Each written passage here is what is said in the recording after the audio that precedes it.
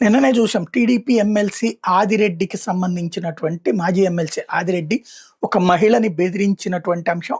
ఆ మహిళ దాదాపు ఒక 10 నిమిషాల పాటు ఆమెతో ఆర్గ్యూ చేసింది. "నువ్వెవరో జాన్ అనే అతనితో కలిసి ఉంటున్నావు" అంటే, "అతను మా ఇంటి పనులు అయన్నీ చూస్తాడు సర్వెంట్" అంటే, "లేదు నీకు వాడికి ఉన్న సంబంధం ఏంటో నాకు బాగా తెలుసు.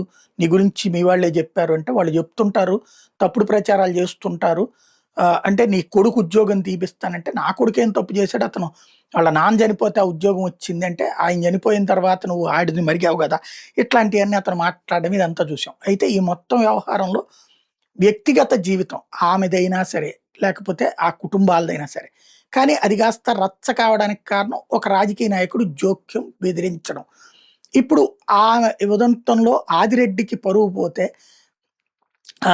అమ్మాయికి పరువు పోయింది అన్నటువంటిది. ఆ అమ్మాయి పరువు తీయడానికి ఆదిరెడ్డి ప్రయత్నిస్తే, ఆదిరెడ్డి పరువు ఆమె తీయడానికి ప్రయత్నిస్తే, ఇప్పుడు ఆమె కోడలు విజయాదేవి, ఆ చంద్రకళ అనే ఆమెని ఆయన బెదిరించాడు. విజయాదేవి అనే ఆవిడ ఆమె కోడలు బయటకొచ్చింది. "మా అత్తగారికి జాన్ అనే అతనితో అక్రమ సంబంధం ఉంది. ఆ కారణంగానే ఆదిరెడ్డి గారు జోక్యం చేసుకున్నారు.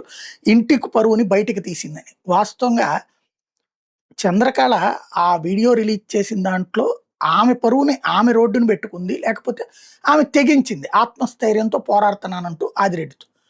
ఈవిడొచ్చి కోడలు "మా అత్త మీద నేనే ఈ నిందంతా వేశాను.